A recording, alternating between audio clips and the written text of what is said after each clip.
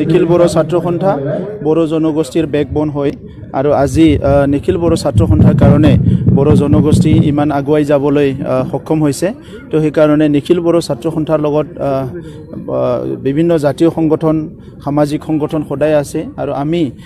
BTR government হিচাপে নিখিল বড়ো ছাত্ৰ সন্থাই সমাজক উন্নয়ন কৰা যিবিলাক কাম কাজ কৰিব বা কৰি আহিছে তাত সদায় আমি সহযোগ কৰিম আমি বিচাৰো কি এই অঞ্চলটো আগবাঢ়ি যাব লাগে অকল নিখিল বড়ো ছাত্ৰ সন্থাই নহয় বিভিন্ন জাতি জনগোষ্ঠীৰ যিমান ছাত্ৰ সংগঠন আছে যিসকলে আজি নিজৰ জনগোষ্ঠীটো আগুৱাই নিয়াৰ কাৰণে কাম কৰি আছে তেখেতসকলক আমি সকলো দিশৰ পৰা সহায় কৰিবলৈ আমি সাজু আছোঁ আমি বিচাৰো এটা সুস্থ সমাজ শান্তিৰ সমাজ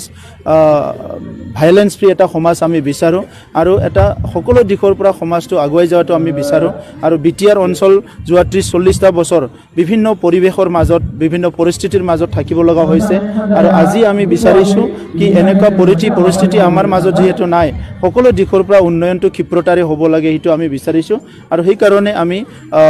জাতীয় সংগঠন ছাত্ৰ সংগঠন সকলোকে লগত লৈ বা একেলগে আমি আগবাঢ়ি যোৱাটো বিচাৰিছোঁ তো সেই কাৰণে নিখিল বড়ো ছাত্ৰ সন্থা দীৰ্ঘজীৱী হওক সদায় ৰাইজৰ কাৰণে যিবিলাক এজেণ্ডা লৈছে কাম কৰিবলৈ সক্ষম হওক সফল হওক সেইটোৱে আমি বিচাৰোঁ ৰাষ্ট্ৰীয় ৰাজনৈতিক দলৰ সৈতে আছে মিত্ৰজোঁট কি ক'ব সেইটো চইচ হয় এইটো চবৰে নিজৰ চইচ আজি আমাৰ বড়ো জনগোষ্ঠীৰ বা আমাৰ সমস্যাবিলাক সমাধান কৰিছে 2003 চনত যিটো বিটিচি গঠন হৈছিলে সেই সময়ত এনডিএ আছিলে বিটিআৰ গঠন হ'ল সেই সময়তে এনডিএ আছে তো আজি আমাৰ এটা চিন্তা এটা আহিছে কি আমি কামটো লোকেলি কৰিম আমি অঞ্চলতে কৰিম কিন্তু আজি যিটো আমাৰ কাম কাজবিলাক ৰাষ্ট্ৰীয়ভাৱে কিছুমান কাম আমাৰ আছে আৰু সেই কামবিলাক নিয়াৰিকৈ হোৱাৰ কাৰণে আমাৰ পলিটিকেল ভাৱধাৰা চিন্তাধাৰাবিলাক আমি সঠিকভাৱে ল'ব লাগিব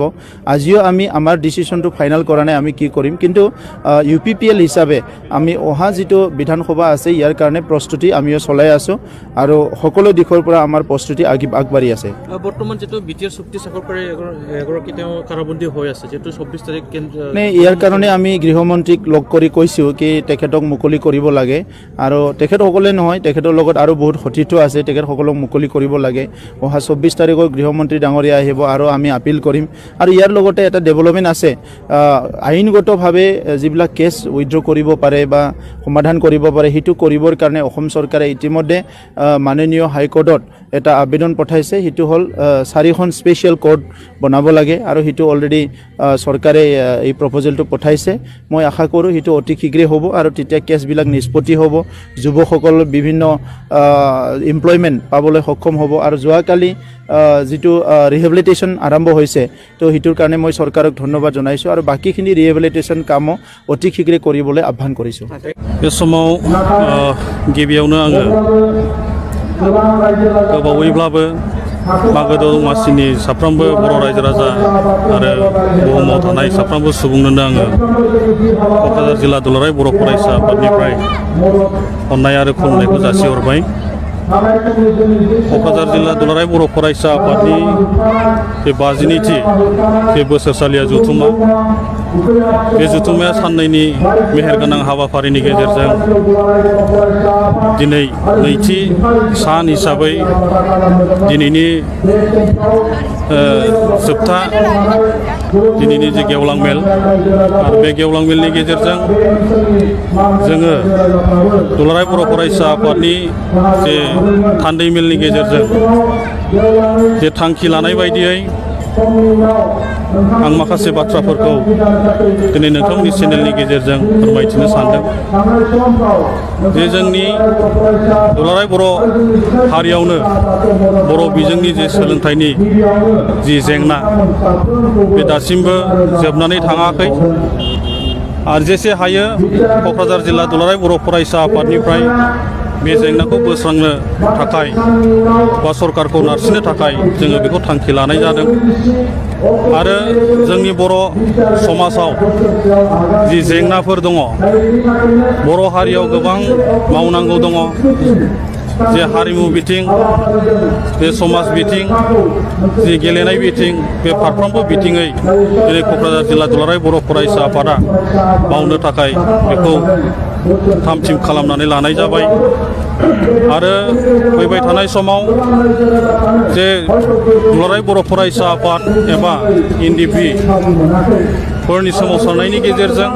जे रायजो राजाफोरनि मददनि गेजेरजों जे बिटिआर सुक्ति खालामबाय आरो सुक्तिनि माखासे दफाफ्रा जानानै थांबाय आरो जानांगौनि गोबां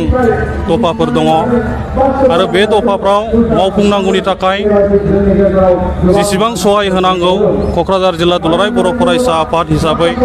जोङो सहाय होलांगोन आरो जोङो बेखौ दुलाराय बर' फरायसा आफाद हिसाबै थिरांथा खालामना लानाय जाबाय। दा बे हिसाबै जोंनि क'क्राझार जिल्ला दुलाराय बर' फरायसा आफादनि जे 2 बोसोरनि थाखाय 21 आरो 22 बोसोरनि थाखाय आफादगिरि महरै आंखौ डेलिगेट सेसननि गेजेरजों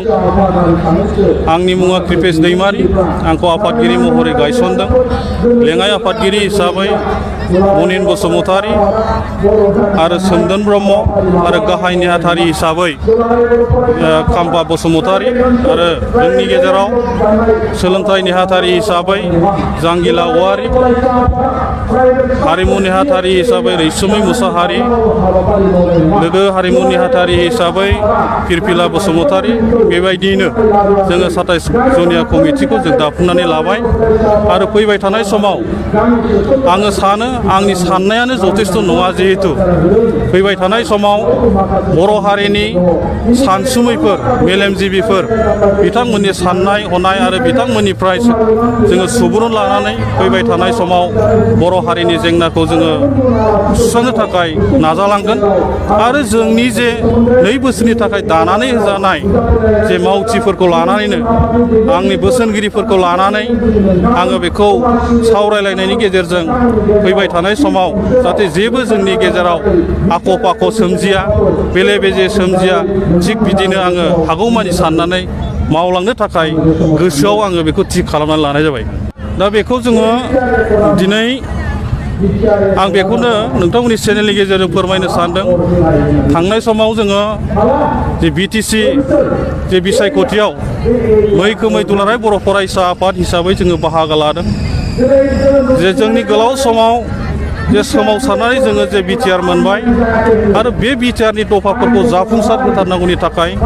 दुलाराय बर' फरायसा आफादा बे बिसायख'थिखौ जोङो एरायनानै सोलिनो हाया आरो हानाय नङा। आरो फैबाय थानाय जे एसेम्ब्लि इलेक्सन हिसाबै फैगासिनो दङ जे दा बेवहाय जोङो दुलाराय बर' फरायसा आफादनि जे गहपुराव जानो गोनां